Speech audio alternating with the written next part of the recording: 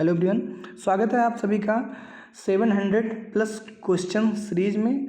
आज की इस वीडियो में हम लोग देखेंगे आपके यूपी ट्रिपल एससी के जो प्रीवियस ईयर एग्जाम हुए हैं। बहुत सारे एग्जाम होते रहते हैं यूपी ट्रिपल एससी के, उनमें जो प्रीवियस ईयर के जीके जीएस के क्वेश्चन पूछे गए हैं उसको हम लोग करेंगे। लगभग आज मान के चलिए कि हम लोग लगभग आपके 60 के अप्रॉक्स क्वेश्चन, 60 प्लस क्वेश्चन को कवर करने वाले हैं जीके और जीएस के। और आपको ऑलरेडी पता है कि ऐसे ही हम लोग हिंदी के भी क्वेश्चंस को कवर कर रहे हैं, तो प्लेलिस्ट में जाके आप देख सकते हैं। हिंदी के भी हम लोग 700 प्लस करेंगे और ऐसे ही जीके जीएस ये दोनों जब कंप्लीट हो जाएगा फिर हम लोग रीजनिंग, तो इससे आपका पेट का एग्जाम और वीडियो का जो री एग्जाम होने वाला है दोनों के आपके क्वेश्चन काफ़ी तैयार हो जाएंगे। यहाँ से काफ़ी आपको वेटेज देखने को मिलेगा एग्जाम में। चलिए फिर बिना किसी देरी के स्टार्ट करते हैं अपनी वीडियो को। देखिए पहला क्वेश्चन जो है आपका, अच्छा पीडीएफ के लिए आपको डिस्क्रिप्शन में लिंक मिल जाएगा, टेलीग्राम का ज्वाइन कर लीजिएगा, वहाँ पीडीएफ में शेयर करता रहता हूँ, ठीक है। चलिए पहला क्वेश्चन है आपका, पूछा गया है कि बांदीपुर राष्ट्रीय उद्यान जो है वो किस राज्य में है। तो इसका सीधा सा आंसर हो जाएगा कर्नाटक में। कर्नाटक में आपका बांदीपुर राष्ट्रीय उद्यान में। इससे रिलेटेड कुछ एक्स्ट्रा फैक्ट समझ लेते हैं। देखिए जस्ट मिनट, हाँ चलिए देख लीजिए भाई। बांदीपुर नेशनल पार्क जो है इसकी स्थापना प्रोजेक्ट टाइगर के तहत हुआ था। अब प्रोजेक्ट टाइगर में भी पूछा जाता है कि इसकी स्थापना कब हुई थी, तो 1973। एक क्वेश्चन यहाँ क्लियर हो गया। और ये जो आपका बांदीपुर राष्ट्रीय उद्यान है ये कुछ और भी राज्यों की सीमा पर लगता है, जैसे कर्नाटक हो गया, तमिलनाडु हो गया, केरल हो गया, है ना, ये हो गया। और ये कहाँ पर आता, और देख लीजिए यह नीलगिरी बायोस्फीयर रिजर्व का भी हिस्सा है, ठीक है। अच्छा कर्नाटक में अन्य भी टाइगर रिजर्व है, जैसे आपका भद्रा टाइगर रिजर्व हो गया, नागरहोल हो गया, डंडेली हो गया, अंसी हो गया, ठीक है। इस प्रकार से आपके बहुत सारे और भी आपके टाइगर रिजर्व में, इसको आप एक बार रीड कर लीजिएगा पीडीएफ में। चलिए नेक्स्ट क्वेश्चन की बात करते हैं। नेक्स्ट क्वेश्चन जो आपका वो पूछा गया है, जस्ट अ मिनट, देखिए किश्तवाड़ राष्ट्रीय उद्यान जो है वो किस राज्य में है, ठीक है, ये पूछा गया है। तो किश्तवाड़ जो राष्ट्रीय उद्यान है ये आपका हो जाएगा मेरे अकॉर्डिंग जम्मू कश्मीर में। कहाँ पर है किश्तवाड़, जम्मू कश्मीर में। इससे रिलेटेड कुछ एक्स्ट्रा फैक्ट समझ लेते हैं, ध्यान से देखिएगा। किश्तवाड़ जो है वो नेशनल पार्क जम्मू कश्मीर राज्य के किश्तवाड़ जिले में चिनाब नदी के समीप स्थित है। और अन्य नेशनल पार्क यहाँ पे कौन से हैं आपके जम्मू के, एक हो जाएगा दाचीग्राम, सलीम अली, काजीरंगा, हेमिस, ये सब आपके समझ सकते हैं कि जम्मू कश्मीर के अन्य नेशनल पार्क हैं, ठीक है। क्लियर हो गया होगा। चलिए नेक्स्ट क्वेश्चन देखते हैं। नेक्स्ट क्वेश्चन आपको विजुअल होगा मेरे हिसाब से, चलिए ध्यान से देखिए। नेक्स्ट क्वेश्चन है आपका, आंदोलन की पहचान करना है जो वनों के बारे में आम जनता की जागरूकता का जीवंत उदाहरण है ना, वनों से रिलेटेड है, आंदोलन किया गया था। तो ये आपको बहुत अच्छे से पता होगा, ये हो जाएगा आपका वन महोत्सव तो है नहीं, हाँ चिपको आंदोलन। चिपको आंदोलन आप लोग को पता भी होगा, कहीं ना कहीं पढ़े होंगे। इससे रिलेटेड और भी बातें समझ लेते हैं, कहाँ से स्टार्ट हुआ, क्यों हुआ था, सारी बातें। इसको मैं थोड़ा सा छोटा कर देता हूँ। हाँ चलिए अब आई थिंक सारी चीज़ें आपको क्लियर होंगी और विजुअल भी होंगी। चलिए एक बार जल्दी से मेरे साथ रीड कर लीजिए इस चीज़ को, जस्ट अ मिनट, ओके। चलिए ध्यान से देखिए। चिपको आंदोलन वर्ष 1973 में उत्तर प्रदेश के चमोली जिला जो कि उत्तराखंड में है, यह एक अहिंसक आंदोलन था, मतलब किसी तरीके का रक्तपात नहीं किया गया था। आंदोलन के नेतृत्वकर्ता जो थे वो सुंदरलाल बहुगुणा तथा चंडी प्रसाद भट्ट थे, ठीक है। हाल ही में 2021 में इस आंदोलन के प्रमुख नेता सुंदरलाल बहुगुणा, देखिए ये इंपॉर्टेंट क्वेश्चन है, कोविड-19 के कारण इनकी क्या हो गई, मृत्यु हो गई। भारत में वनों की सुरक्षा और पर्यावरण सुरक्षा संबंधी अन्य प्रमुख आंदोलन और भी हैं, जैसे बिश्नोई आंदोलन हो गया साइलेंट वैली केरल में, और आपका ओपिक्को आंदोलन कर्नाटक में, नर्मदा बचाओ गुजरात में। इस हिसाब से आपके बहुत सारे आंदोलन भी होते रहे हैं, ठीक है। चलिए नेक्स्ट क्वेश्चन की बात करता हूँ। नेक्स्ट क्वेश्चन आपका 89 जो है वो इधर हो गया आपका, जस्ट अ मिनट, हिंदी वाले, हिंदी इंग्लिश में दोनों को आप देख सकते हैं। ये देखिए आ गया आपका, ये रहा, ठीक है।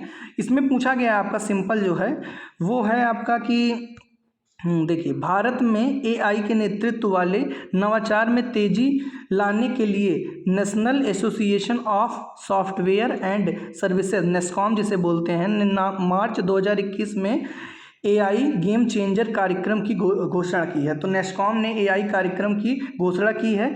ये पूछा है कि किस कंपनी के कार्यक्रम के लिए भागीदार है ना, कौन सी कंपनी है। तो इसका जो क्लियर हो जाएगा आंसर हो जाएगा करेक्ट, वो हो जाएगा माइक्रोसॉफ्ट, ठीक है। तो आपको बस इतना याद कर लेना है, क्या याद कर लेना, देखिए मैं बता देता हूँ, एक नेस्कॉम, एआई, माइक्रोसॉफ्ट, बस इतनी बात आप दिमाग में रखोगे तो गड़बड़ी नहीं होगी, ठीक है। चलिए इससे रिलेटेड बहुत बात जानने की ज़रूरत तो नहीं है, बट चलिए बता दे रहा हूँ देखिए जैसे एक बार नेस्कॉम जान लीजिए, इसका full form national association of software and services है, ठीक है। इसकी भागीदारी हुई है माइक्रोसॉफ्ट एआई के साथ, क्लियर। अच्छा, इसका काम क्या है? यह अवार्ड कृत्रिम बुद्धिमत्ता आधारित नवाचार को बढ़ाने पर जोर देता है, ठीक है। भारत में एआई शिखर सम्मेलन भारत में सबसे बड़े एआई शिखर सम्मेलन में एक है, ठीक है। बस इससे से रिलेटेड बात है। और नेस्कॉम के बारे में क्या दिया हुआ है? नेस्कॉम भारत की एक गैर सरकारी व्यापार संघ है। इसकी स्थापना 1988 में हुई थी। वर्तमान में इसके अध्यक्ष जो हैं देबोजी घोष हैं। मुख्यालय कहाँ है? हेडक्वार्टर नोएडा उत्तर प्रदेश में है। क्लियर हो गया होगा। चलिए, बहुत अच्छी बात है।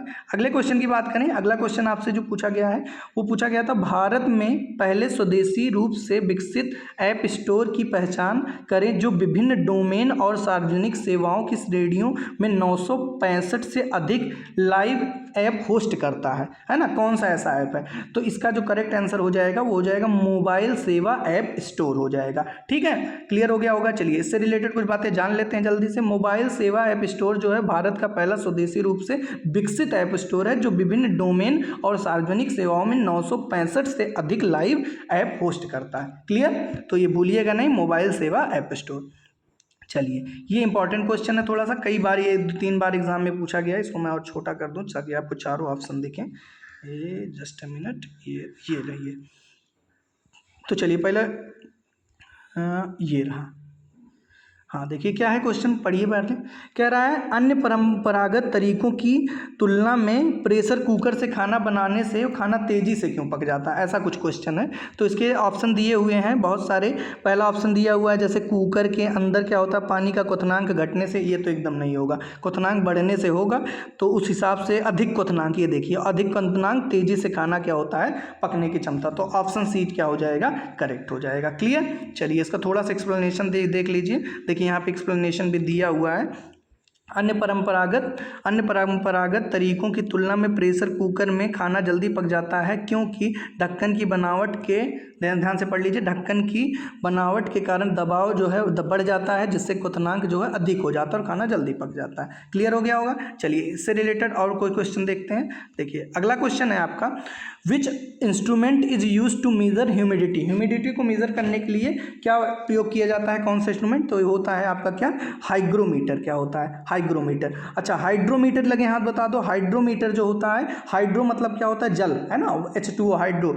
तो ये आपका जल से रिलेटेड हो जाता है, ठीक है, घनत्व को मेजर करता है, ठीक है। बैरोमीटर क्या होता है? वायुमंडलीय दाब हो जाता है। पायरोमीटर क्या होता है?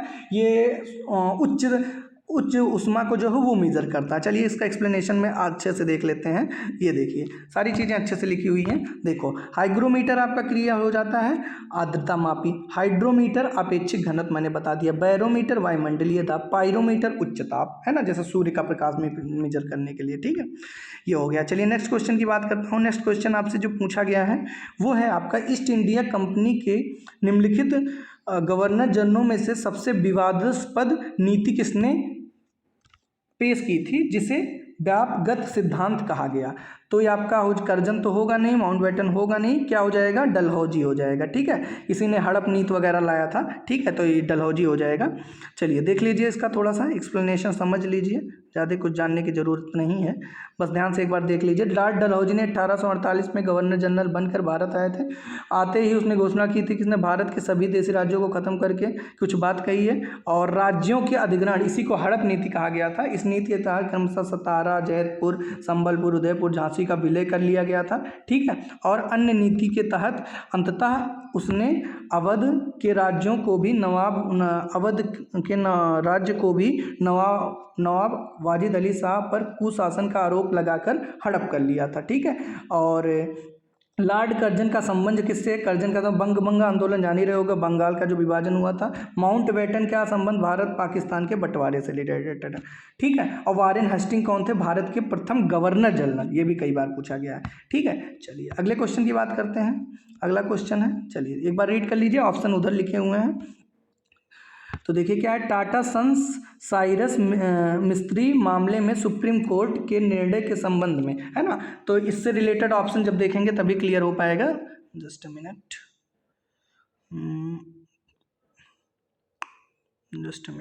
एक मिनट समय दीजिए। ये तो देखिए इससे रिलेटेड ऑप्शन यहाँ पे लिखे हुए हैं, ए ऑप्शन आप रीड कर लिए होंगे, बी और सी यहाँ पे है, और डी इसका मैं डायरेक्ट आपको एक्सप्लेनेशन बता दे रहा हूँ, वही इंपॉर्टेंट भी हो जाएगा आपके लिए। देखिए क्या है इसका डायरेक्ट एक्सप्लेनेशन, ध्यान से देखिए।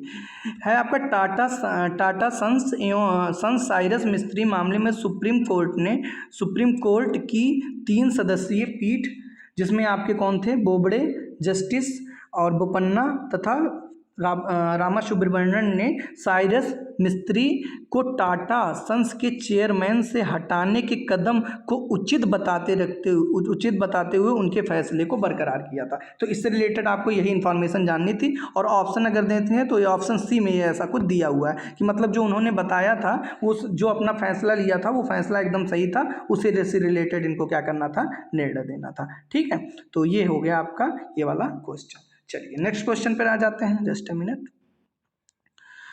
हाँ, इसरो से रिलेटेड है आपका, इसरो से रिलेटेड ध्यान से देख लीजिए आपका क्या क्वेश्चन है 95 वाला।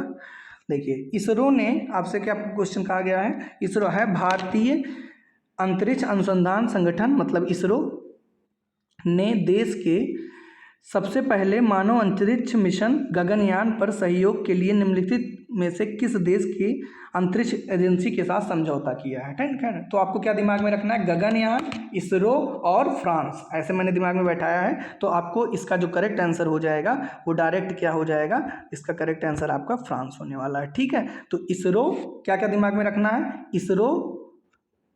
इसरो गगनयान और क्या, फ्रांस। ठीक है, इससे रिलेटेड बातें ध्यान से देख लीजिए। इसरो ये हो गया, मानव अंतरिक्ष गगनयान के सहयोग के लिए फ्रांस CNES की अंतरिक्ष एजेंसी के साथ समझौते पर हस्ताक्षर किया। भारत, रूस, USA, चीन के बाद, मतलब पहले रूस था, चीन और आपका USA के बाद भारत जो बन गया वो चौथा देश बन गया। ठीक है, गगनयान के लिए। अगला क्वेश्चन जो आपका है ये है आपका, जब हरे रंग की पत्ती को लाल प्रकाश में देखा जाता है तो वह किस रंग की दिखाई देती है। ठीक है, तो इसका जो करेक्ट आंसर हो जाएगा वो काला हो जाएगा। ठीक है, इसका रीज़न आपका समझ सकते हैं, वाइब ज्योर आप दिमाग में बैठा लीजिए। तो ये वाइब ज्योर होता है, और जहाँ तक मुझे याद आ रहा है, एक बार कमेंट करिएगा मैं सही हूँ या गलत, मुझे तो यही लगता है कि लाल रंग का जो तरंगदैर्ध्य होता है वो सर्वाधिक होता है। ठीक है, तो यही रीज़न है कि ये ऐसा कुछ होता है। बाकी देख लेते हैं, एक्सप्लेनेशन में दिया हुआ होगा। एक मिनट, मैंने ऑप्शन क्या बताया है, काला होता है, काला बताया या लाल बताया, एक बार करेक्ट कर लीजिएगा। बट इसका जो करेक्ट आंसर होगा वो हो जाएगा काला। ठीक है, तो जो एग्जैक्ट आंसर होगा, जब उसको हरे रंग की पत्ती को लाल प्रकाश में देखा जाता है तो उसका रंग क्या हो जाता है, काला हो जाता है। आई थिंक मैंने बोला काला ही था, बट वो ऑप्शन लाल वाला लगा दिया था। ठीक है, उसका रीज़न देख लीजिए क्या है, जब हरे रंग की पत्ती को लाल प्रकाश में देखा जाता है तो वह काले रंग की दिखाई देती है। ठीक है, रीज़न देखो ये मैंने बताया था, लाल रंग का तरंगदैर्ध्य जो होता है वो सबसे अधिक होता है, ये बताया ना, वाइब ज्योर। तो इधर जिधर बढ़ते जाओगे तरंगदैर्ध्य मतलब लैम्डा सबसे अधिक हो जाएगा। ठीक है, चलिए अगले क्वेश्चन की बात करूँ। अगला क्वेश्चन जो है वो है आपका सिंपल, ध्यान दीजिए। अर्थ क्या है, निम्नलिखित में से किस ऊष्मा अंतरण विधि से पृथ्वी को सूर्य से ऊर्जा मिलती है। ठीक है, तो ये आपका जो करेक्ट ऑप्शन होगा वो हो जाएगा संवहन के द्वारा जो आपका पृथ्वी को सूर्य से ऊर्जा मिलती है। ठीक है, बाकी ये चीज़ें आप एक बार रीड करना चाहें तो कर सकते हैं कि इसमें होता क्या है, किसमें क्या होता है, चालन में क्या होता है, ये एक बार आप रीड कर लीजिएगा। ठीक है, चलिए नेक्स्ट क्वेश्चन की बात करूँ। नेक्स्ट क्वेश्चन है आपका, भारत में पहला प्रयोगात्मक उपग्रह जो है वो कब लॉन्च किया था। In which year did India launch first ever experimental satellite. तो ये आपका करेक्ट आंसर क्या हो जाएगा, 1975, 1975 में भारत ने अपना प्रायोगिक जो है उपग्रह लॉन्च किया था। क्लियर, चलिए अगले क्वेश्चन की, इसके भी आप एक्सप्लेनेशन बहुत इंपॉर्टेंट है नहीं, बस इतना आप दिमाग में बैठाए रहिएगा। कब किया था, आर्यभट्ट रूस के सहयोग से। ठीक है, ऐसे आप इसको एक बार रीड कर लीजिएगा। दांडी मार्च से रिलेटेड कौन सा आंदोलन था, तो दांडी मार्च से रिलेटेड आपका जो था वो था आपका सविनय अवज्ञा आंदोलन था। ठीक है, इसी से रिलेटेड लिखा हुआ है कि ध्यान से देखिए, दांडी मार्च जिसे सॉल्ट मार्च और दांडी सत्याग्रह के नाम से जाना जाता है, से किस शुरू होने के कारण था, बना है ना, किसके कारण, तो ये आपका सविनय अवज्ञा हो जाएगा। क्लियर, चलिए तो ऑप्शन डी आपका क्या हो जाएगा, करेक्ट हो जाएगा। ठीक, चलिए नेक्स्ट क्वेश्चन की बात करते हैं, just a minute. Option D, देखिए ये लिखा हुआ है ऑप्शन डी। चलिए इसका इन्फॉर्मेशन थोड़ा सा पढ़ लीजिए क्योंकि ये इंपॉर्टेंट है थोड़ा सा। देखिए कांग्रेस ने 1929 में 1929 के ऐतिहासिक लाहौर अधिवेशन, जिसकी अध्यक्षता, ये भी पूछा जाता है, जवाहरलाल नेहरू ने की थी। इसमें लाहौर अधिवेशन में ही पूर्ण स्वराज की मांग को लक्ष्य की प्राप्ति किया गया था कि दिशा में आपका सविनय अवज्ञा आंदोलन जो है वो शुरू होने का प्रस्ताव रखा गया। सविनय अवज्ञा आंदोलन जो है प्रारंभ करने के लिए महात्मा गांधी ने 12 मार्च 1930 से 6 अप्रैल 1930 तक 240 मील की यात्रा, ये भी पूछा गया था, आपकी बार पूछा गया था लेखपाल में, कि कहाँ से स्टार्ट किया था। तो साबरमती आश्रम से लेकर दांडी तक गए थे। ठीक है, तो ये स्टार्टिंग पॉइंट पूछा गया। तो स्टार्टिंग पॉइंट था साबरमती और जहाँ तक गए थे वो क्या था, दांडी था। दांडी पहुँचकर उन्होंने मुट्ठी भर नमक बनाकर नमक कानून तोड़ा। यहीं से सविनय अवज्ञा आंदोलन की क्या हुई, शुरुआत हुई। और एक और आंदोलन है, वो है आपका कौन सा, असहयोग। ये भी बता दे रहा हूँ, ये आपका चौरी चौरा से रिलेटेड है। चलिए बता देते हैं। भारत छोड़ो आंदोलन की शुरुआत कब हुई थी, 9 अगस्त 1942 में हुई। और असहयोग आंदोलन 20 से 22 तक चला। चौरी चौरा, ध्यान से देखिए, यही दो को पूछा जाता है। जैसे नमक वाला आंदोलन पूछा गया तो सविनय अवज्ञा लगाओगे, और असहयोग पूछा गया तो चौरी चौरा लगा देना। ठीक है, दोनों का संबंध है। ठीक, चलिए नेक्स्ट क्वेश्चन की बात करते हैं। तो नेक्स्ट क्वेश्चन है आपका रासायनिक परिवर्तन का उदाहरण। तो आपका पिघलना तो होगा नहीं आइसक्रीम का, केक का बनना, क्या हो जाएगा, केक का बनना। तो चलिए समझ लेते हैं रासायनिक परिवर्तन और मतलब केमिकल चेंज और फिजिकल चेंज होता क्या है। तो जस्ट अ मिनट, चलिए ध्यान दीजिए।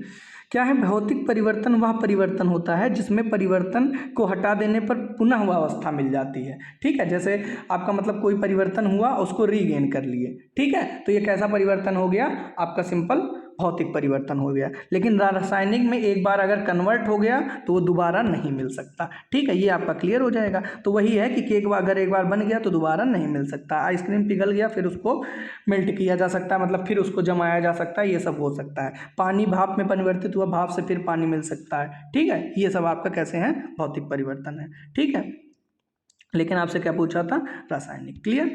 चलिए अगला ध्यान से देखते हैं। अगला क्वेश्चन क्वाड से रिलेटेड, मतलब क्वाड एक सम्मेलन है, इसमें कौन कौन से देश शामिल हैं, ऐसा कुछ क्वेश्चन है।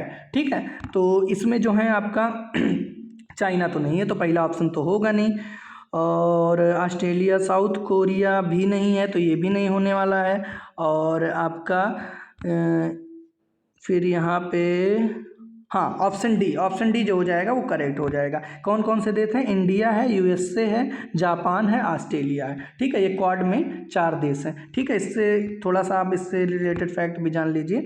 क्वाड अर्थात चतुर्भुज आपका सुरक्षा संवाद हिंदी प्रशांत देशों भारत, ऑस्ट्रेलिया, जापान का एक प्रमुख समूह है जिसका उद्देश्य साझा हितों की रक्षा करना, वैश्विक चुनौतियों का सामना करना है। और इसकी स्थापना 2017 में हुई थी। यही 2-3 क्वेश्चन इससे पूछा जाता है। तो हम लोग लगभग 101 क्वेश्चन कर चुके हैं। चलिए नेक्स्ट क्वेश्चन की बात करते हैं। नेक्स्ट क्वेश्चन जो है आपका, थोड़ा सा मैं बड़ा कर दूं ताकि चीज़ें विजिबल हों आपको। चलिए ध्यान से देखिए। कह रहा है निम्नलिखित में से कौन भारतीय वायुसेना IAF के सुखोई डिजाइन ब्यूरो और हिंदुस्तान मतलब HAL और IAF है ना, ये दोनों संयुक्त रूप से विकसित किए एक twin seater twin engine multi स्टोरल लड़ाकू विमान है ना। कौन कौन, IAF और कौन, HAL। ठीक है, तो ये जो विमान है उसका नाम पूछा गया है, तो ये है आपका SU-30 MKI। ठीक है, इसको ऐसे दिमाग में बैठाए रहिएगा। देखिए इससे रिलेटेड कुछ इन्फॉर्मेशन भी है, बहुत ज़्यादा इंपॉर्टेंट नहीं है, बस जो बताया हूँ वही दिमाग में बैठाए रहिए। ठीक है, चलिए अगला क्या है, प्रोटीन्स छोटे बिल्डिंग ब्लॉक से बने होते हैं जिन्हें किस नाम से जाना जाता है, तो इन्हें जाना जाता है आपका एमिनो एसिड है ना। प्रोटीन के जो छोटे भाग होते हैं, ब्लॉक जो होते हैं, उनको क्या कहा जाता है, एमिनो एसिड बोला जाता है। क्लियर, चलिए बहुत अच्छी बात है। चलिए इसको रिलेटेड पढ़ लीजिए। प्रोटीन अत्यंत जटिल नाइट्रोजन युक्त पदार्थ है जो सैकड़ों या हजारों इकाइयों से मिलकर बने होते हैं जिन्हें एमिनो एसिड कहा जाता है। यह एक लंबी श्रृंखलाओं में एक दूसरे से जुड़े होते हैं जिसकी रचना 20 विभिन्न प्रकार के एमिनो एसिड के भिन्न भिन्न संयोगों से होती है। ठीक है, चलिए बहुत अच्छी बात है। नेक्स्ट क्वेश्चन की बात करें। नेक्स्ट क्वेश्चन आपसे पूछा गया है 2017 में वैज्ञानिकों ने ब्रह्मांड में सबसे प्राचीन सर्पिल आकाशगंगा की खोज की। ठीक है, जो बिग बैंग के ठीक 2.6 अरब साल बाद मौजूद थी। इस आकाशगंगा को किस नाम से जाना जाता है? तो इसका जो आपका करेक्ट आंसर हो जाएगा वो लास्ट में B11 था, जहाँ तक मुझे याद आ रहा है B11। तो यही आपका क्या हो जाएगा करेक्ट आंसर, आई थिंक। हाँ जी हाँ, यही है। चलिए, इससे रिलेटेड थोड़ी बातें समझ लीजिए, क्योंकि ये डायरेक्ट याद करना, खाली मैंने इससे याद किया है B11, तो आप ऐसे दिमाग में बैठा लीजिए। ठीक है, अगला क्या है, वर्ष 2017 में ऑस्ट्रेलियाई मतलब एक्सप्लेनेशन जान लेते हैं। वैज्ञानिकों ने ब्रह्मांड में सबसे पुरानी आपका सर्पिल आकाश गंगा की खोज की है, जो बिग बैंग के इतने साल बाद मौजूद थी। इस आकाश गंगा को A1689B11 के नाम से जाना जाता है। वैज्ञानिकों के अनुसार यह आकाश गंगा 11 वर्ष पहले अस्तित्व में आई थी। इसकी खोज से आरंभिक ब्रह्मांड के बारे में गहन जानकारी मिल सकेगी। क्लियर हो गया होगा। चलिए नेक्स्ट क्वेश्चन को ध्यान देते हैं। Just a minute. ओके, चलिए आ चुके हैं 105वें क्वेश्चन पे, ध्यान दीजिएगा। ये काफ़ी आसान क्वेश्चन है। चलिए, चारों ऑप्शन भी दिख रहे होंगे, ये थोड़ा सा ब्लर है, अभी क्लियर हो जाएगा। चलिए, जनवरी 2021 में भारत सरकार ने प्रतिबंधात्मक आपातकालीन उपयोग के लिए देश में निर्मित किए जा रहे 2 कोरोना वायरस टीकों की मंजूरी दी है। और यह जो टीका 18 वर्ष से अधिक लोगों को लगाया जा सकता है। इन टीकों का नाम बहुत अच्छे से आप लोग जान रहे हैं, एक कोविशील्ड था और एक क्या था, कोवैक्सीन था। ठीक है, इन्हीं दोनों को मंजूरी मिली थी। ठीक है, क्लियर हो गया होगा। इसी से रिलेटेड बातें भी लिखी गई हैं। 16 जनवरी 2021 डेट याद रखिएगा। अगला है आपका, अगला क्वेश्चन ध्यान से देखिए, मैं शॉर्ट कर देता हूँ ताकि आपको विजिबल हो जाए। हाँ चलिए, ये है आपका, ये क्वेश्चन है, भारतीय स्वतंत्रता संग्राम के प्रथम संग्राम 1857 के संदर्भ में कौन सा सही है? तो इसे सिपाही विद्रोह कहा जाता था, बिल्कुल सही बात है। ठीक है, और ये कहाँ पर हुआ था? जी नहीं, जम्मू कश्मीर में कहाँ ये हो गया था, ये तो मेरठ वगैरह में हुआ था। ठीक है, और क्या था, और क्या है कि यह दिल्ली, आगरा, कानपुर, लखनऊ में व्यापक रूप में फैला था। एकदम सही बात है। तो ए और सी आपका क्या हो जाएगा, सही हो जाएगा, परंतु बी क्या हो जाएगा, गलत हो जाएगा। तो उस हिसाब से कौन सा, ऑप्शन बी इज करेक्ट। ठीक है, ऑप्शन बी आपका करेक्ट है। इससे रिलेटेड बातें पूछ ली जाती हैं, तो पढ़ लीजिए एक बार, इनको थोड़ा सा ऊपर कर दो ताकि पढ़ने में कोई दिक्कत ना हो। चलिए पढ़िए भाई, क्या है, 1857 का भारतीय विद्रोह, जिसे प्रथम भारतीय स्वतंत्रता संग्राम सिपाही विद्रोह के नाम से जाना जाता है, पहले बताया। 10 मई 1857 में हुआ, मेरठ में हुआ, ये भी बताया। मेरठ के विद्रोही 11 मई को दिल्ली पहुंचे और 12 मई 1857 को उन्होंने दिल्ली पर अधिकार कर लिया। वाह भाई। और यह ब्रिटिश शासन के विरुद्ध एक सशक्त विद्रोह था, जो भारत के विभिन्न क्षेत्रों में 2 वर्षों तक चलता रहा। ठीक है, और इससे रिलेटेड थोड़ी बहुत बातें लिखी हुई हैं जो कि अक्सर एग्जाम में पूछा जाता है। जैसे दिल्ली से विद्रोह किसने किया था? बहादुर शाह जफर द्वितीय। कौन सपोर्ट कर रहा था? बहादुर शाह। कानपुर से नाना साहब, लखनऊ से बेगम हजरत महल, डायरेक्ट पूछा जाता है। ठीक है, चलिए अगले क्वेश्चन की ध्यान दीजिए। अगला क्वेश्चन आपसे पूछा गया है कि आपका अप्रैल 2021 में भारत की साइबर सुरक्षा एजेंसी CERT है, ये भी पूछा जाता है, किस लोकप्रिय इंस्टेंट मैसेजिंग ऐप के उपयोगकर्ता को ऐप में पाई गई कुछ कमजोरियों के लिए बारे में आगाह किया है ना, जिससे संवेदनशील जानकारी का उल्लंघन हो सकता है। तो ये आपका, आप लोग को पता भी होगा, कुछ दिन पहले ट्रेंडिंग में था, भारत वाले एकदम कहे थे हालत ख़राब कर दिए थे, है ना, किसका? व्हाट्सएप वालों का। सब लोग कहे थे हटा देंगे अगर ऐसा कुछ रहेगा, क्योंकि उन्होंने कहा था कि हम आपका डाटा कभी भी ले सकते हैं। ठीक है, तो ये व्हाट्सएप हो जाएगा। ठीक है, ये आप ध्यान से पढ़ लीजिएगा, 2021 में ये ऐसा कुछ था, ये तो ट्रेंडिंग न्यूज़ थी, तो इसको ज़्यादा जानने की जरूरत नहीं है। ठीक है, चलिए अगला क्वेश्चन है आपका। अगला क्वेश्चन क्या कह रहा है, काकोरी मामले में पकड़े जाने के बाद अशफाक उल्ला खान को किस जेल में कैद किया गया था? तो कैद किया गया था, तो आपका पटना की जेल, सॉरी देखिए ऐसे गड़बड़ी होती है, फैजाबाद की जेल में कैद किया गया था। ठीक है, तो चलिए ध्यान देते हैं, इससे रिलेटेड बातें जान लेते हैं, क्योंकि पूछा जाता है। ध्यान से देखिए क्या है, काकोरी मामले में पकड़े जाने के बाद अशफाक उल्ला खान को फैजाबाद जेल में रखा गया और 9 अगस्त 1925 को 10 व्यक्तियों ने सहारनपुर से लखनऊ की ओर इसी के विरोध में। ठीक है, तो हुआ क्या था, मतलब ध्यान से देखिएगा, 9 अगस्त 1950 इसमें हुआ क्या था कि काकोरी में 9 अगस्त 1925 को 10 व्यक्तियों ने सहारनपुर से लखनऊ की ओर जा रही 8 डाउन ट्रेन से रेल विभाग का काकोरी नामक स्थान पर क्या कर लिया था, लूट लिया था। इसी से इसको काकोरी कांड के नाम से, बट ये नाम चेंज हो गया, कमेंट करके बताइएगा क्या नाम हो गया। सरकारी खजाना लूटने का विचार किसका था, राम प्रसाद बिस्मिल का था। इसमें 4 लोग इनके सहयोगी थे। कौन कौन लोग थे आपके, अशफाक उल्ला खां, राजेंद्र आर्य, राम प्रसाद बिस्मिल और रोशन सिंह।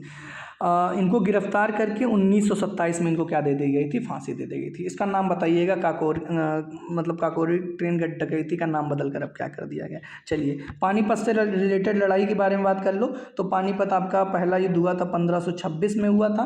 क्लियर, किसके किसके बीच हुआ था, तो ये बाबर और इब्राहिम लोदी के बीच में हुआ था। ठीक है, ये ट्रिक भी है। 26 में पानी पिया, 27 में खाना खाया, 28 में चल दिया, 29 में गिर गया, 30 में मर गया। ठीक है, ट्रिक के बारे में जानना चाहते हो तो कमेंट करके बताना। अच्छा, इसको कौन जीता था, तो इसको जीता था, आपको पता होगा कौन, बाबर जीता था। ठीक है, चलिए नेक्स्ट क्वेश्चन ध्यान दे लेते हैं।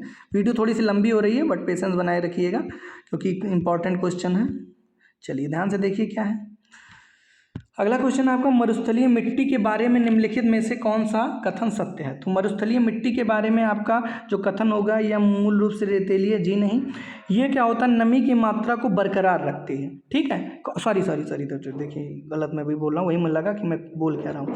ध्यान से देखिए, गलत पूछा हुआ है। ठीक है, गलत है, तो ये तो रेतीली मिट्टी होती है भाई, ये तो सही बात है। गलत ऑप्शन पूछा है, तो यही ऑप्शन क्या हो जाएगा, गलत हो जाएगा, ऑप्शन बी। क्यों, क्योंकि यह नमी की मात्रा को बरकरार नहीं रख पाती है। ठीक है, चलिए और क्या होता है, ये भी सही बात है कि यह हल्की होती है, पता ही होगा। नमक की मात्रा अधिक होती है रेतीली मिट्टी में। ठीक है, चलिए अगला क्वेश्चन है आपका। अगला क्वेश्चन आपका जो है वो है सिंपल।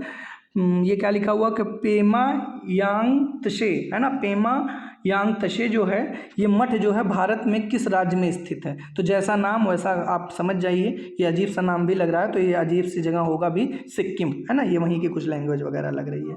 ध्यान से इसको पढ़ लीजिए।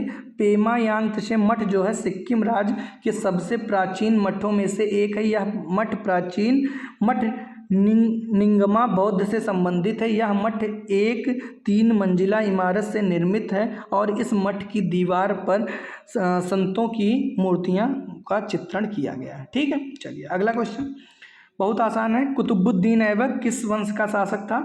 तो ये आपका गुलाम वंश का शासक था। कहाँ का था, गुलाम वंश। ठीक है, और लोधी वंश का संस्थापक as I know Bahlol Lodhi, और तुगलक वंश गयासुद्दीन तुगलक, और खिलजी वंश का बताइएगा आप लोग कमेंट करके। ठीक है, चलिए हो सकता है दिया, उसमें नहीं दिया होगा तो कोई बात नहीं, पढ़ लीजिए। गुलाम वंश 1206 में कुतुबुद्दीन ने, कहीं गलती हो जाए तो प्लीज़ कमेंट करके मुझे करेक्ट करिए। कंटिन्यू वीडियो रिकॉर्ड करते समय कभी कभी चीज़ें मिसमैच हो जाती हैं, और जीके मेरा बहुत फेवरेट सब्जेक्ट भी नहीं रहा है। मैं आपको पढ़ा इस वजह से रहा हूँ ताकि आपको एक जगह कलेक्शन मिल जाए किसका, UPSSC के प्रीवियस ईयर क्वेश्चन को। ये आपको पूरे यूट्यूब चैनल पे मिलेगा भी तो 1-2 वीडियो, 4 मिलेंगी 5। मैं चाहता हूँ कि आपको 700 से 800 क्वेश्चन, 700 से ज़्यादा एक जगह पे प्रोवाइड कर दिया जाए। ठीक है, तो आप मेरा सपोर्ट करिएगा इसमें, तभी मैं आपका सपोर्ट कर पाऊँगा। ठीक है, और जितना ट्रिक वगैरह है वो मैं आपको बताऊंगा। ठीक है, चलिए गुलाम वंश क्या 1206 में हुआ था। ठीक है, कुतुबुद्दीन ऐबक ने किया था। ये गौरी का गुलाम था, इसे लाख बख्श के नाम से जाना जाता है। इसने अपनी राजधानी लाहौर में बनाई थी,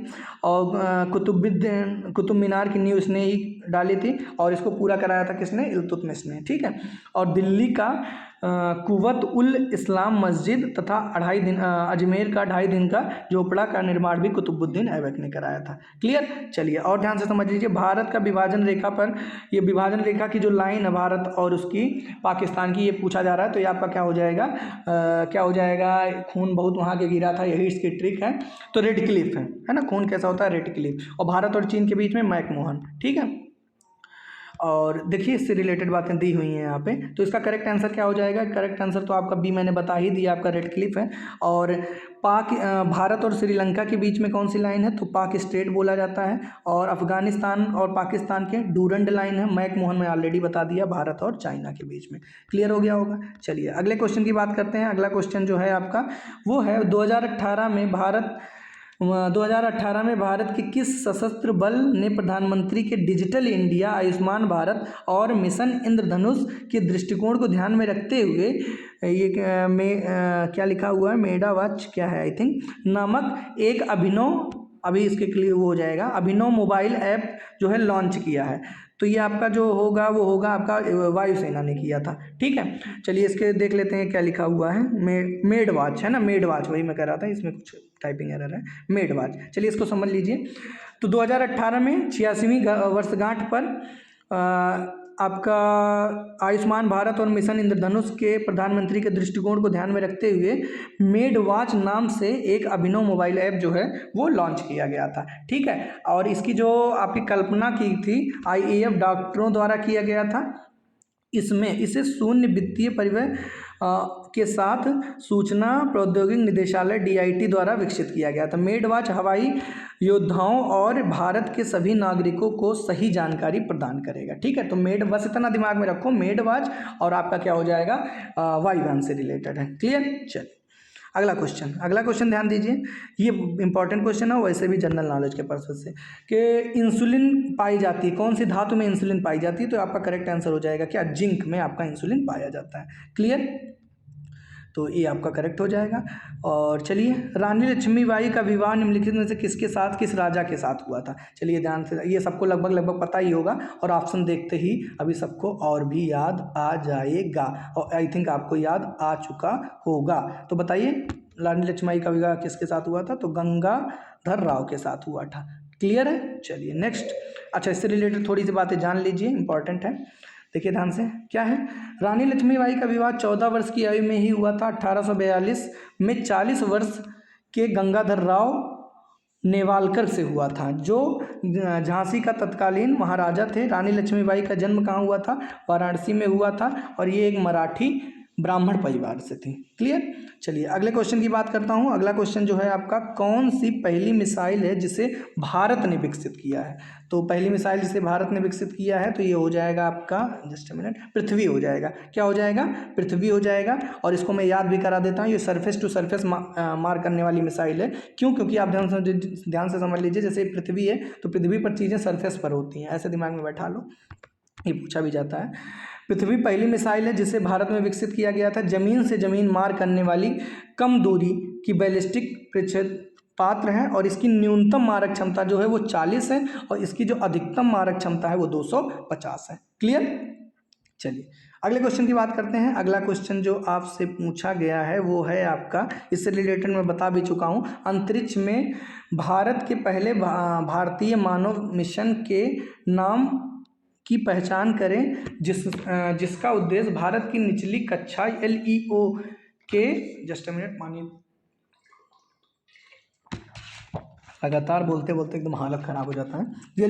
LEO में मानव अंतरिक्ष उड़ान मिशन की शुरुआत करने की स्वदेशी क्षमता का प्रदर्शन किया है। किसने किया है? तो ये किया है आपका गगनयान ने। किसने किया है? गगनयान ने। ठीक है, चलिए देख लीजिए क्या है। गगनयान कार्यक्रम का उद्देश्य भारत की निचली कक्षा में, जिसको LEO बोलते हैं, के लिए मानव अंतरिक्ष उड़ान मिशन शुरू करने की स्वदेशी क्षमता का प्रदर्शन करना है। भारत सरकार ने गगनयान परियोजना के अंतर्गत 2 मानव रहित मिशन और 1 मानवयुक्त मिशन की मंजूरी दी है। क्लियर? चलिए नेक्स्ट क्वेश्चन की बात करते हैं।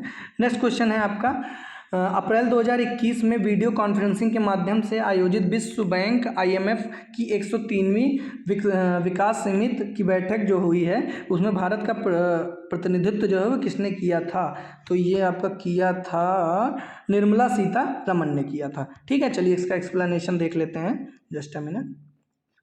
तो ऑप्शन बी मेरे अकॉर्डिंग करेक्ट है। हाँ जी हाँ, बिल्कुल करेक्ट है। चलिए, अप्रैल 2021 में केंद्रीय वित्त एवं कॉरपोरेट मामलों की मंत्री श्रीमती निर्मला सीतारमण ने वीडियो कॉन्फ्रेंसिंग के माध्यम से आयोजित विश्व बैंक IMF की 103वीं विकास से, एकदम हालत ख़राब हो गया है, अब थोड़े क्वेश्चन बचे हुए हैं। लगातार स्क्रीन देखते देखते एकदम चीज़ें क्लियर ही नहीं हो पाती हैं। चलिए फिर से एक बार कोशिश करते हैं। तो इस बैठक में भारत का प्रतिनिधित्व किसने किया था? निर्मला सीतारमण में। इस बैठक में वैश्विक नीति एजेंडे, जिसको GPA बोलते हैं, के शीर्षक काउंटरिंग डाइवरेज पर आधारित मुद्दों पर विचार विमर्श किया गया था। ठीक है, चलिए नेक्स्ट क्वेश्चन की बात करूं। नेक्स्ट क्वेश्चन जो आपसे पूछा गया है वो है आपका गोदावरी नदी जो महाराष्ट्र के किस जिले से निकलती है, तो नासिक से निकलती है। ठीक है, ये तो आसान सा क्वेश्चन है। और इसके बारे में समझ लो कि कहाँ से, नासिक जिले के त्रयंबक नामक स्थान से निकलती है और यह प्रायद्वीपीय की भारत की सबसे बड़ी नदी भी है। इसको वृद्ध गंगा के नाम से जाना जाता है। इसकी सहायक नदी पूर्णा, वर्धा, मंजीरा, पेनगंगा, वेनगंगा आदि हैं। ठीक है, चलिए ध्यान से अगले क्वेश्चन पे ध्यान दीजिए। अब कंप्यूटर से रिलेटेड कुछ क्वेश्चन आने वाले हैं। ईमेल के लिए, है ना, निम्न में से किस प्रोटोकॉल का उपयोग किया जाता है? तो ईमेल के लिए आपका किया जाता है, किसका प्रयोग किया जाता है? तो सिंपल मेल ट्रांसफ़र प्रोटोकॉल, और ये आपका POP से किया जाता है। ठीक है, मेरे अकॉर्डिंग तो यही होना चाहिए। जी हाँ, बिल्कुल यही होगा। चलिए इसका खाली फुल फॉर्म जान लीजिए, बस ज़्यादा जानने की जरूरत नहीं। पोस्ट ऑफिस प्रोटोकॉल, और आपका ध्यान से देखिएगा क्या हो जाएगा, एक एक करके समझ लो। SMTP simple mail transfer protocol, POP post office protocol, और ये आपका IMAP क्या हो जाएगा, इंटरनेट मैसेज एक्सेस प्रोटोकॉल। ठीक है, चलो SMTP का फुल फॉर्म अगेन पूछ लिया गया है, तो सिंपल मेल ट्रांसफ़र प्रोटोकॉल हो जाएगा। क्लियर, चलो पीछे से शुरू कर लेते हैं। क्या नहीं, आगे से ही एकदम क्लियर, एक किनारे से चलते हैं ताकि क्लियर नहीं चीज़ें।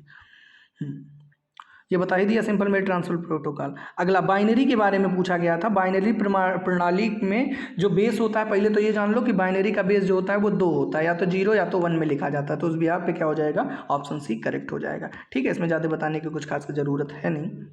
अगला 124 जो हो जाएगा, 124 ही, हाँ, ये क्या हो जाएगा, आपसे क्या पूछा गया है, पूछा गया है कि MS एक्सेल में डेटा डिफ़ॉल्ट संरेखन अलाइनमेंट करने के लिए, अलाइनमेंट है मतलब MS एक्सेल में डाटा अलाइनमेंट कब कहा जाता है? तो जब टेक्स्ट जो हो लेफ्ट अलाइंड और नंबर राइट अलाइंड हो, है ना। जब टेक्स्ट जो हो मतलब ABCD जो हो वो लेफ्ट पर लिखे हों और नंबर जो लिखे हों वो राइट में लिखे हों, तो इसको क्या बोला जाता है, डिफ़ॉल्ट अलाइनमेंट बोला जाता है। क्लियर, तो यही आपका उसमें लिखा भी हो। ये इंपॉर्टेंट क्वेश्चन है कि जो जीमेल का स्टोरेज होता है वो कितना होता है, तो 15 GB होता है। कितना होता है, 15 GB। आपको दिमाग में बैठा लेना है, 15 GB देखिए लिखा हुआ है। ठीक है, अगला क्वेश्चन, अगले क्वेश्चन को ध्यान दीजिए। अगला क्वेश्चन है आपका, ईमेल में जो हेडर होता है उस पर क्या क्या कैसे कैसे लिखा होता है। ठीक है, तो इसको मैं बाकायदे आपको दिखा देता हूँ। पहले आपका 2 लिखा होता है, ठीक है, उसके बाद फिर C2 लिखा होता है, फिर CC लिखा होता है, BCC ऐसे करके लिखा होता है। चलिए यहाँ पर देखिए ये लिखा हुआ है, तो पहले 2 लिखा होता है, फिर CC लिखा होता है, BCC लिखा होता है, फिर सब्जेक्ट लिखा होता है। ठीक है, इस जब आप मेल करते होंगे तो आपको ये चीज़, और सेव जैसा कुछ नहीं होता है इसमें, तो उस हिसाब से कौन सा ऑप्शन करेक्ट होगा, पहले 2 होता है एक, और फिर CC होता है, फिर BCC होता है, तो 1 3 4, 1 3 4 वाला ऑप्शन करेक्ट हो जाएगा। तो डी ऑप्शन में दिया हुआ है 1 3 4, आप देख सकते हैं 1 3 4। ठीक, क्लियर हो गया। चलिए अगला ध्यान से समझ लीजिए। अगला है आपका, पूछा गया है कि इनमें से कौन, कितनी साइटें हैं, सोशल साइटें हैं, सोशल नेटवर्किंग साइट का उदाहरण है। तो सिंपल है, लिंक्डइन है, अच्छे से पता होगा, प्रोफाइल बनाते हैं जॉब के लिए, और आपका ये भी है, पिंटरेस्ट भी है, और इंस्टाग्राम भी है। तो उस हिसाब से 1 2 3 आपका तीनों है मेरे अकॉर्डिंग तो। ठीक है, जी हाँ, तीनों ही हैं, देख लीजिए यहाँ पे लिखा हुआ है ये आप एक्सप्लेनेशन में। अगला इनपुट आउटपुट डिवाइस है। ठीक है, क्या कहा है, which of the following input output device is a block device, है ना, कौन सी इनपुट आउटपुट ब्लॉक डिवाइस है, तो ये आपका खाली टेप ड्राइव होगा जो कि इनपुट आउटपुट ब्लॉक डिवाइस है। क्लियर, चलिए अगला क्वेश्चन है आपका। अगला क्वेश्चन सिंपल है कि कह रहा है व्हाट इज, सब कंप्यूटर के क्वेश्चन है, व्हाट इज द नेम और what name is given to program in execution, मतलब जब हम प्रोग्राम को एग्जीक्यूशन में देते हैं तो उस को क्या बोला जाता है। तो सिंपल है, प्रोसेस ही बोलते हैं कि प्रोग्राम प्रोसेस में है। ठीक है, ये भी आपका ए हो जाएगा। क्लियर, चलिए भाई अगला ध्यान से समझ लीजिए। अब लगभग हम लोग ख़त्म की तरफ हैं, है ना, हम लोग नहीं क्वेश्चन ख़त्म की तरफ है। ध्यान से देखिए क्या है, कह रहा है कि ईमेल के बारे में निम्नलिखित में से कौन सा कथन सही है। तो ईमेल के बारे में आपका है कि यूज़र नेम और डोमेन नेम के बीच में @ चिन्ह के द्वारा अलग किया जाता है, यूजर नेम और डोमेन नेम। सही बात है, एकदम सही है। ईमेल एड्रेस केस सेंसिटिव है, जी नहीं, ऐसा कुछ नहीं होता है। तो उस हिसाब से पहला सही है, दूसरा गलत है, तो ऑप्शन बी क्या हो जाएगा, करेक्ट हो जाएगा। ठीक है, एक्सप्लेनेशन ज़्यादा जानने की इसकी ज़रूरत नहीं है। ठीक है, अगला, किस प्रकार के मॉडेम में क्लॉक रिकवरी सर्किट होते हैं, किस प्रकार के मॉडेम में क्लॉक रिकवरी सर्किट आपके होते हैं। तो ये आपका हो जाएगा सिंपल, आप लोग भी आंसर देखिए चूँकि हमारा एडजस्ट करते समय, ये हो जाएगा सिंक्रोनस मॉडेम में, है ना, सिंक्रोनस मॉडेम में जो आपका क्लॉक रिकवरी सर्किट्स होते हैं। क्लियर, चलिए अगला क्वेश्चन है, आपसे पूछा गया है कि कह रहा है नॉट ए एस रैम, मतलब एस रैम जो स्टैटिक रैम होता है इसका कह रहा है करेक्टरिस्टिक नहीं है इनमें से कौन। ठीक है, तो चलिए बताइए इसका जो करेक्टरिस्टिक हो जाएगा नहीं है तो ये आपका हो जाएगा, अच्छा ठीक है, ये इसका करेक्टरिस्टिक नहीं है कि इसे 1 सेकंड में कई बार रिफ्रेश होता है, लेकिन अभी यही डी रैम होता तो ये डी रैम का करेक्टरिस्टिक होता है कि 1 सेकंड में कई बार रिफ्रेश होता है। ठीक है, इसको पढ़ लीजिए, अभी क्लियर हो जाएगा। ये इंपॉर्टेंट क्वेश्चन, मतलब हमारा जो आपका रिफ्रेश करते हो वो डी रैम से रिलेटेड होता है। ध्यान से देखिए, एस रैम को 1 सेकंड में कई बार रिफ्रेश करने की आवश्यकता नहीं होती है, जबकि डी रैम को डी रैम चिप में डेटा को बनाए रखने के लिए अलग अलग मेमोरी सेल्स पर चार्ज के समय समय पर रिफ्रेश किया जाता है, तभी हम लोग में डी रैम लगा होता है, डायनेमिक रैम, जिसे हम लोग रिफ्रेश करते रहते हैं। अगला ध्यान से देखिए, अगला क्वेश्चन है आपका, ईमेल कम्युनिकेशन के लिए निम्नलिखित में से किस प्रोटोकॉल का उपयोग किया जाता है। ठीक है, तो किया जाता है simple mail transfer protocol, post office protocol, और ये भी मैंने आपको बताया ये IMAP, कमेंट करके बताना। तो ये 2-3 UDF का आप नाम ही नहीं सुने हैं तो ये नहीं होगा, काम खत्म। ठीक है, तो भी हो जाएगा करेक्ट। चलिए अगला क्वेश्चन है आपका, SSD का फुल फॉर्म पूछा है, काफ़ी इंपॉर्टेंट क्वेश्चन है ये। SSD का फुल फॉर्म जो होता है वो होता है सॉलिड स्टेट ड्राइव, है ना, एकदम दिमाग में बैठा लीजिएगा, बहुत इंपॉर्टेंट है।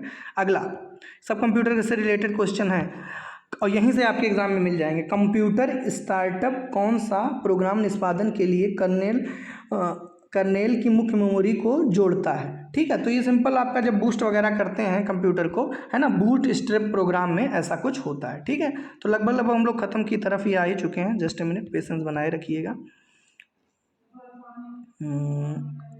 चलिए नेक्स्ट देख लेते हैं। हाँ, ध्यान से देखिए क्या है, ऑपरेटिंग सिस्टम सारी प्रक्रियाओं को सूचनाएं कहाँ रखते हैं, है ना, तो ये आपका जो रखता है वो कहाँ रखता है, प्रोसेस टेबल में। CPU में रखिएगा नहीं, मेमोरी में रखिएगा, इनपुट आउटपुट जैसा कुछ है नहीं, तो प्रोसेस टेबल में रखता है। ठीक है, अगला क्वेश्चन है आपका जो पूछा गया है वो है क्या है, ध्यान से देखिए, निम्नलिखित में से किसका नाम क्लास नाम के समान होना चाहिए। तो क्लास नाम के समान जो होना चाहिए आपका होगा कंस्ट्रक्टर होगा। क्या होगा, कंस्ट्रक्टर। क्लियर। चलिए, डेडलॉक किसे कहा जाता है, ये इंपॉर्टेंट क्वेश्चन है, चारों ऑप्शन जब तक नहीं देखेंगे तब तक नहीं बता मिलेगा।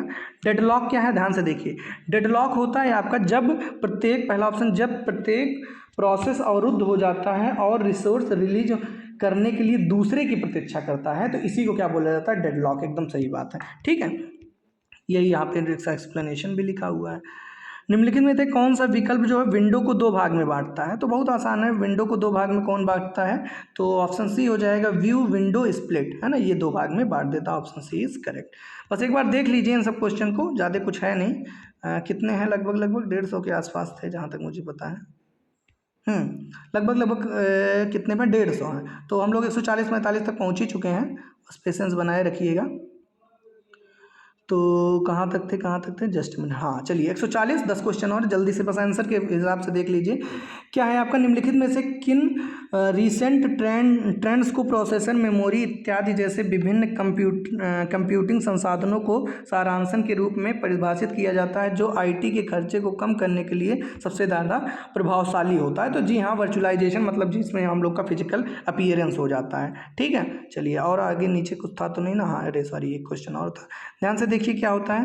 कह रहा है निम्नलिखित में से ओवरलोड कब कहा जाता है, तो ये आपका फंक्शन से रिलेटेड हो जाता है ना, निम्नलिखित में से किसे ओवरलोड किया जा सकता है, तो आपका फंक्शन हो जाएगा। ठीक, चलिए अगला 142 देख लीजिए। 142 क्या कह रहा है, एक्सेल 2016 में कॉलम G और कॉलम H के बीच 3 कॉलम डालने के लिए आप क्या करेंगे। ठीक है, तो सिलेक्ट करेंगे और अभी ऑप्शन क्लियर होगा तो उससे पता चल जाएगा। चलिए पढ़ते हैं ऑप्शन। तो क्या करते हैं हम लोग, इसमें क्या कर लेते हैं, इससे तो क्लियर ही नहीं हो पा रहा है। चलिए इसका डायरेक्ट एक्सप्लेनेशन देखते हैं, क्योंकि ऑप्शन आपसे मैं आगे से ध्यान दूंगा। इसको फोटो क्लिक करते समय क्या दिक्कत हो रही है, क्वेश्चन सही से क्यों नहीं विजिबल हो रहा है। MS एक्सेल 2016 में कॉलम G और कॉलम H के मध्य 3 कॉलम को इंसर्ट करने के लिए क्या करते हैं, ध्यान से देखिए। कॉलम G सेलेक्ट करने के पश्चात राइट क्लिक करके 3 बार इंसर्ट कर लेते हैं, है ना, तो उस हिसाब से आई थिंक ऑप्शन बी ही था। हाँ, राइट क्लिक करके और 3 बार क्या कर लेते हैं, इंसर्ट। अगला ध्यान दीजिए, अगला क्या है, माइक्रोसॉफ्ट वर्ड का कौन सा व्यू टेक्स्ट है जैसे यह हेडर और फुटर के बिना प्रिंटेड फॉर्मेट में दिखाई देगा, तो ड्राफ्ट व्यू होगा, इसमें कुछ सोचना ही नहीं है। ठीक है, बस ऐसा इन लोग को देख लीजिए और कुछ है नहीं। अगला क्या है, किस प्रकार का डिवाइस डिजिटल सिग्नल को किसी ऐसे रूप में रूपांतरित करता है जो उपयोगकर्ता के लिए सुगम होता है? तो कीबोर्ड ही करता है, जी हाँ बिल्कुल। सॉरी मैंने पढ़ा नहीं ध्यान से। किस प्रकार का डिवाइस डिजिटल सिग्नल को किसी ऐसे रूप में परिवर्तित करता है जो उपयोगकर्ता के लिए सुगम होता है? ये आपका आउटपुट डिवाइस हो जाएगा, ठीक है। कीबोर्ड भी एक तरीके का इनपुट ही डिवाइस है। अगला क्वेश्चन ध्यान से देखिए, अगला क्वेश्चन क्या कह रहा है, मेल प्राप्तकर्ता को दूरस्थ सर्वर से ईमेल पुनर्प्राप्त करने के लिए निम्नलिखित में से कौन सी क्रियाविधि को जो है वो प्रदान करता है? ठीक है, तो चलिए इसका करेक्ट आंसर जो हो जाएगा वो आपका सिंपल क्या हो जाएगा, just a minute, yes sir, हाँ क्या हो जाएगा, POP हो जाएगा, पोस्ट ऑफिस प्रोटोकॉल। ठीक, ये तो मैं बता ही चुका हूँ आपको। बाइनरी में क्या होता है, 2 डिजिट हो जाता है खाली, 0 और 1, ठीक है। और क्या है, traditional computer head CRT monitor. CRT का जो आपका फुल फॉर्म हो जाएगा वो क्या हो जाएगा, कैथोड रे ट्यूब, है ना, दिमाग में बैठाए रहिएगा, पूछा जाता है कभी कभी। अगला ध्यान दीजिए, अगला क्या कह रहा है, निम्नलिखित में से कौन सा मेन, काफ़ी क्वेश्चन कंप्यूटर के हो गए हैं, अगली बार मैं थोड़ा ध्यान दूंगा, लेकिन कंप्यूटर ठीक है कवर कर लो क्योंकि 2-3 क्वेश्चन तो मिलेगा ही। क्या है, कौन सा मेन मेमोरी की विशेषता होती है? तो आपका जो मेन मेमोरी की विशेषता हो जाती है वो क्या है, ये कंप्यूटर की कार्यशैली मेमोरी है, जी हाँ। अगला क्या है, सेकेंडरी मेमोरी से ज़्यादा तेज, बहुत सही बात है। और क्या होता है, बिना प्राइमरी मेमोरी के कंप्यूटर, हाँ बिल्कुल सही बात है, तीनों सही है ना, यहाँ पे तीनों करेक्ट हो जाएगा। चलिए नेक्स्ट, बस लगभग हम लोग पहुँच चुके हैं, ये 49 देख लीजिए।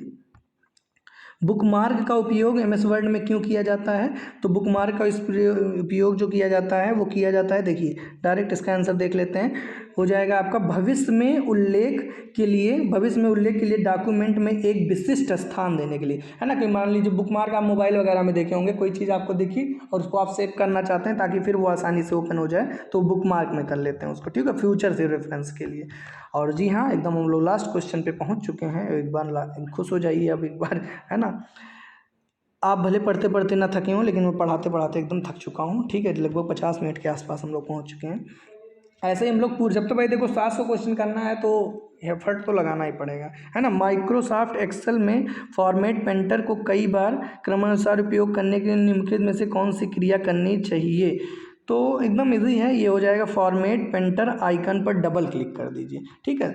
तो ये लगभग 60 क्वेश्चन के आसपास थे जहाँ तक मैंने आपने देखा है। और आपको हिंदी की भी लगातार वीडियो मिल ही रही है, नहीं मिल रही है तो कमेंट करके बताना, लिंक प्रोवाइड कर दूंगा। और यही दो अभी फोकस बना के चलो, क्योंकि इन दोनों का बेहतर ठीक ठाक होता है, चाहे वो पेट का एग्ज़ाम दो चाहे वीडियो और एग्ज़ाम दो, ठीक है। बाकी रीजनिंग का ऑलरेडी हम अपने चैनल पे बहुत सारी वीडियो पढ़ी हैं चैप्टर वाइज, वो देख लो, या रामबाण वीडियो देख लोगे तब भी आपका काम हो जाएगा। फिर भी मैं रीजनिंग के क्वेश्चन लेके आऊँगा, लेकिन अभी आप केवल बस दिमाग में इन दोनों को बैठा कर चलो। और आपके मान चलिए मेरे हिसाब से 30 दिन बचा हुआ है, क्योंकि 15 ही आपका अक्टूबर जो प्रस्तावित डेट है आपका पेट की, ठीक है। तो मैं मान के चल रहा हूँ 30 दिन का प्रोग्राम है अपना, लगातार आपको वीडियो मिलेगी। कमेंट करके जरूर बताइएगा वीडियो कैसी लगी।